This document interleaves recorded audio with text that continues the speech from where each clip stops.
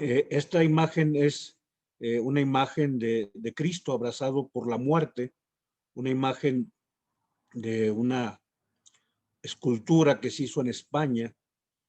La imagen original es la que está en el taller.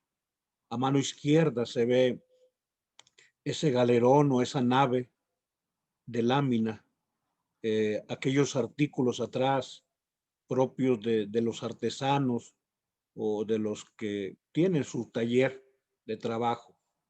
Pero aparece una imagen de Cristo en los brazos de la muerte, hablan de la muerte del Señor, desnudo, totalmente desnudo. Hubo reacciones cuando se supo que se hizo esta escultura.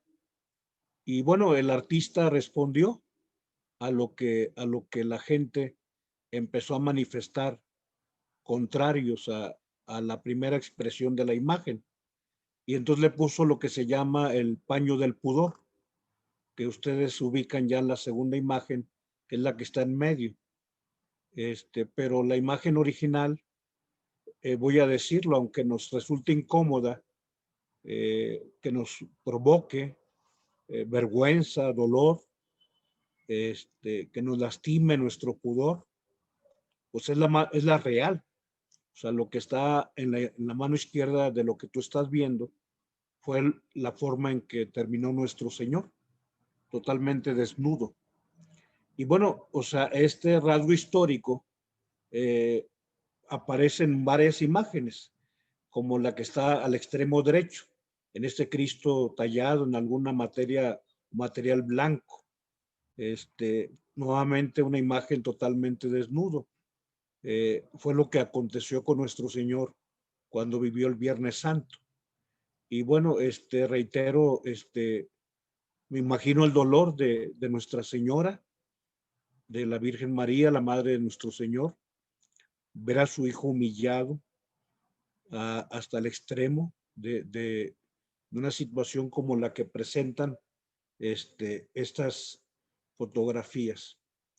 Pero esto, al final de cuentas, lo describe la Biblia en este texto que está al pie. Dice: Jesús, que renunciando a una vida placentera, afrontó sin acobardarse la ignominia de la cruz. Hebreos 12:2. Y la palabra ignominia significa llanamente lo que no tiene nombre. Eso es la ignominia, lo que no tiene nombre. Y lo que no tiene nombre es lo que provoca vergüenza, lo que provoca aberración, locura. O sea, eso es la locura. De hecho, es la locura de la cruz, así le llama San Pablo. Pero en la locura de la cruz estuvo la sabiduría de Dios, expresará San Pablo. Y dice que es el escándalo. San Pablo también dice el escándalo de la cruz, la debilidad donde está la fuerza de Dios. Y bueno, perdón por estas imágenes. Obviamente, no son ningún tipo de imágenes ofensivas. Lo ofensivo fue lo que le hicimos el Viernes Santo. Ahí sí fue la ofensa de nuestro divino Señor, de nuestro amorosísimo Jesús, que vivió la aberración, la locura de los hombres contra la bondad de Dios. Y pues bueno, vamos al texto sagrado porque vamos a hablar un poquito de este divino menesteroso. Que el Señor esté con ustedes. Proclamación del Santo Evangelio según San Marcos. Gloria a ti, Señor. En aquel tiempo Jesús se retiró con sus discípulos a la orilla del mar y lo siguió una gran muchedumbre de Galilea. Al enterarse de las cosas que hacía, acudía mucha gente de Judea, Jerusalén, Idumea, Transjordania y cercanías de Tiro y Sidón.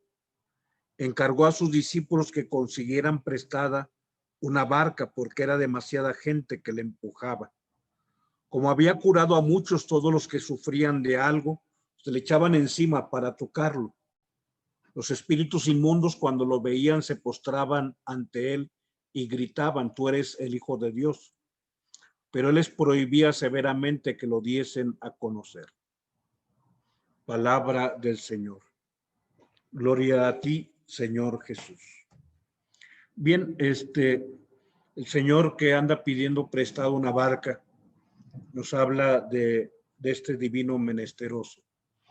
Adelante, hablamos de una vida de nuestro Señor en el despojo.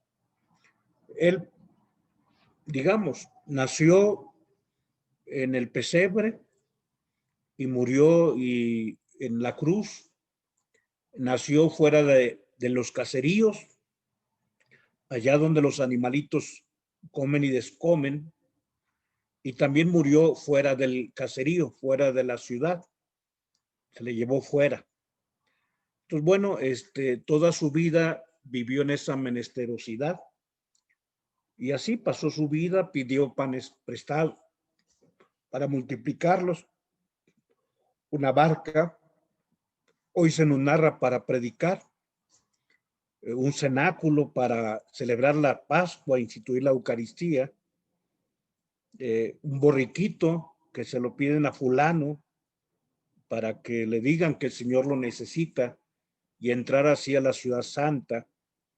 Y te reitero, o sea, así como andan pidiendo dónde pueda pasar la noche, en aquella noche santa de la Navidad, cuando su Madre Santa le dio a luz, como nos narra Lucas 2:7, de la misma manera en que nace en un lugar ajeno, será sepultado en un sepulcro ajeno, prestado. Es la vida del despojo de nuestro Señor. Voy adelante a hablar de un señor llamado Manuel García Morente, que le ha llamado a Jesús el divino menesteroso.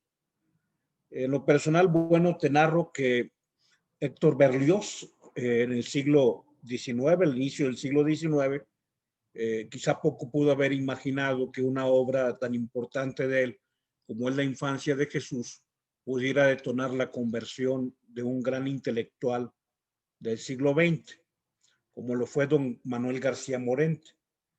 Efectivamente, don Manuel García Morente, agnóstico, o sea, no creyente, digamos un hombre que era incrédulo totalmente, o sea, que ponía la interrogación sobre lo sagrado, va a tener su conversión en una noche que es la noche del 29 de abril, en su paso al día 30 de abril, cuando él tenía 49 años de edad. Él le toca vivir el exilio por la guerra del franquismo, la guerra española, la guerra civil que se vive en España.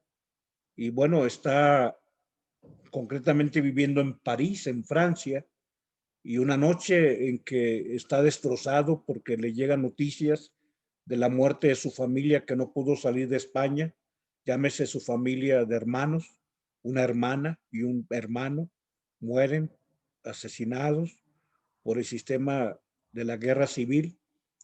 Él esa noche se cuestiona y adelante enciende la radio para distraerse y escucha entonces, te digo, los fragmentos de la obra La infancia de Jesús. Y entonces cerrando los ojos escuchaba aquellas escenas del Dios Todopoderoso que se hizo niño, que se hizo un bebé así tan inocente, pero tan indefenso, tan bello, pero tan dependiente.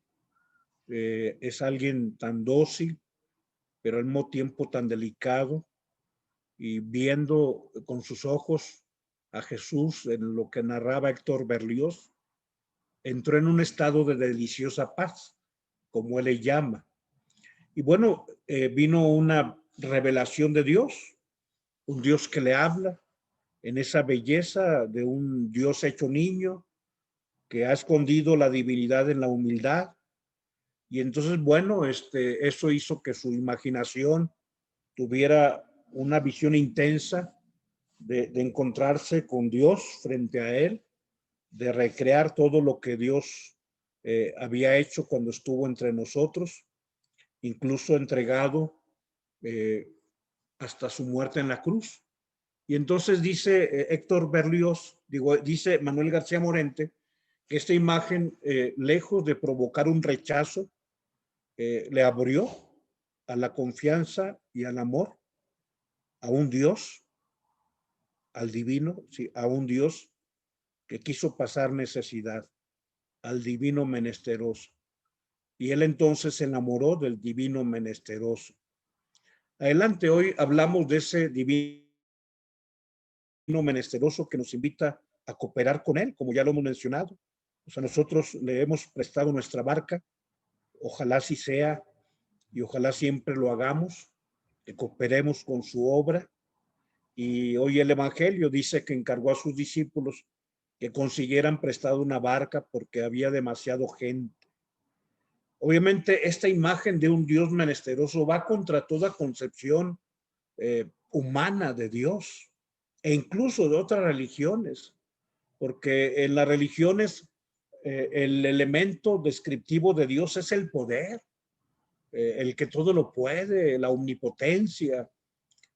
Sócrates presentaba a un Dios allá fuera de toda realidad, allá en el Urano, en el Panteón, allá fuera y lejano, incluso insensible ante el dolor humano.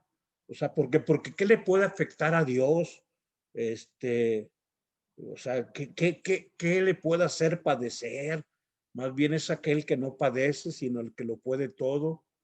Y bueno, dentro de pensar en algunas imágenes o comprensiones o conceptos en torno a Dios, digamos, los hindúes hablan de un gran universo que teje todas las existencias individuales, pero es este Dios el que teje las existencias individuales como si fuese alguien que hasta llega a manipular la vida de las personas, por eso un cierto fatalismo que se vive. Si hablamos adelante del Antiguo Testamento, nos vamos a encontrar, por eso yo les decía, en algunos de los temas, hace una semana aproximadamente, si tú te quedas con el Antiguo Testamento y no llegas al Nuevo Testamento, se le llama pues no religiones abrámicas, sino iglesias abrámicas, o abramíticas. O sea, si te quedas en el Antiguo Testamento, hablarás del Señor de los ejércitos, del Dios de la ira, del Hacedor de los milagros.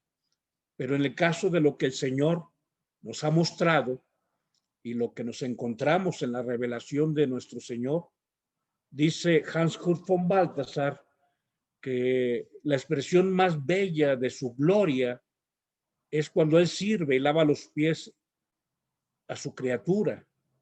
Dice ahí, cuando él sirve en Juan 13 y se pone a lavarle los pies a sus discípulos, dice, él se revela en lo más propio de su divinidad, que es servir, la humildad. Dice, da a conocer lo más hondo de su gloria, la actitud de sencillez que tiene Dios. Y bueno, sabemos que este fue el escenario de su vida, de su nacimiento, y así se mantuvo prácticamente toda la vida. Voy adelante a compartir algunas expresiones de algunos intelectuales y te decía de algunos santos. Émile Auguste Chartier, conocido como Alain, se dice que Dios es omnipotencia, pero la omnipotencia no se le ama. Y así el poderoso es el más pobre de todos, porque solo se ama la debilidad. Y él explica de esa manera diciendo, por eso de Jesús uno se enamora, porque más allá de ser el todopoderoso, es el que quiso hacerse débil, asemejándose a nosotros. Como dice la carta de los Hebreos, menos en el pecado, menos en el pecado. Y Dietrich Bonhoeffer dice, ¿cómo nos ayuda Cristo?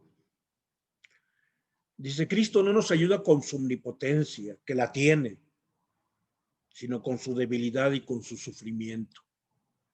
Allí es donde nos ayuda Cristo, con su debilidad y con su sufrimiento. Dice, no con su omnipotencia. Quizá esto te haga recordar la escena de cuando le gritaban, si eres el Hijo de Dios, baja de la cruz. O sea, si eres el omnipotente, baja de la cruz. Y qué bueno que no bajó, porque si hubiera bajado, ya la gente entusiasmada lo hubiera aplaudido y vitoreado, o sea, bajar. O sea, alguien que está en la cruz en lo alto y que baja, pues, todo mundo lo hubiera aplaudido, pero hubieran pasado 60 años y los hombres hubieran olvidado, porque empezarían a morir aquellos que vieron aquel portento. En cambio, no bajó. Y nadie ha olvidado, porque claro, el Viernes Santo no termina todo. Él resucita y su poder se manifiesta en el vencer la muerte, el pecado, la oscuridad. Pero esto contextualiza a Dietrich Bonhoeffer. Y es bueno, si tú quieres ahondar en esto, busca con ese nombre medio raro de Dietrich Bonhoeffer. ¿Qué le pasó a él? Él estuvo en un campo de concentración.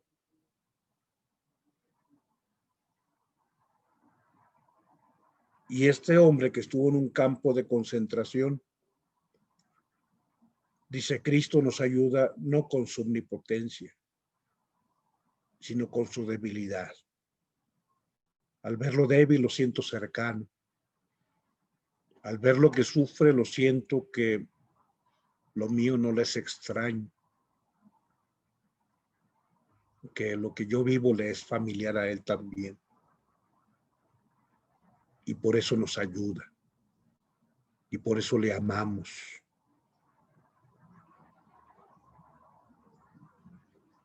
Cuando hablamos del Dios que se ha encarnado, que se ha hecho hombre, que se ha hecho carne, dice San Cirilo de Jerusalén, o sea, esto no es un incremento, sino un vaciamiento, o sea, es disminuirse, pero bueno, es parte de la historia.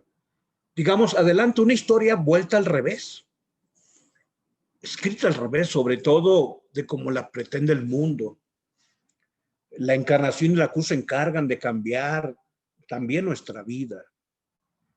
Y entonces cualquier cosa que hoy viva un hermano o una familia en medio del COVID, ellos saben que Cristo está cercano.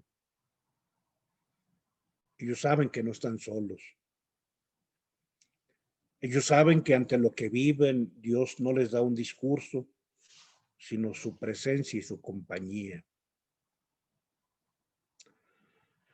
Decía San Jerónimo, hablando de estas imágenes impactantes que teníamos en la primera diapositiva, no temas seguir desnudo al Cristo desnudo. O sea, no temas vivir el despojo y el despojo total para seguir aquel que vivió el despojo total. Hay que aprender a seguir desnudos al Cristo desnudo. Y bueno, un hombre tan especial como fue Charles de Foucault. Charles de Foucault, o el beato Charles de Foucault, fundó una congregación llamada Los Hermanitos de Jesús. Yo sé que el nombre de Charles de Foucault a lo mejor no te dice nada, pero si te digo esta oración y te digo que él la escribió, entonces dirás, sí, conozco a Charles de Foucault. Padre, me pongo en tus manos, haz de mí lo que sea lo que sea, te doy las gracias. Con tal de que tu voluntad se cumpla en mí y en todas tus criaturas, no deseo nada más, Padre. Te doy gracias. Te lo entrego todo, lo acepto todo. Con tal que tu voluntad se cumpla en mí y en todas tus criaturas. No deseo nada más, Padre. Padre, me pongo en tus manos. Haz de mí lo que quieras, sea lo que sea. Te doy las gracias. ¿Sí? esta oración de abandono de Charles de Foucault. Bueno, y él no quería que en sus comidas le sirvieran vino. No tanto porque pensara que el vino fuera malo, solo por hacer mortificación, sino porque quería él ver la transparencia del agua. Y era porque en el fondo del vasito tenía dibujada una cruz, unos clavos, una corona de espinas. Y entonces cuando él bebía el agua, en ese cristalino, en esa transparencia del agua, él veía los signos, los instrumentos de la pasión. Y tomaba el agua y le recordaba la entrega de nuestro Señor. Adelante, hablamos, voy al último parrafito y ahí concluimos, no de un Dios de poder, sino un Dios de amor, un Dios de servicio, un Dios que baja, que desciende y que entonces muestra su verdadera grandeza, un Dios que deja de ser absoluto poder para mostrarse como amor absoluto. Su soberanía se manifiesta en dejar lo que él es propio. Él en la entrega crece y crece enormemente.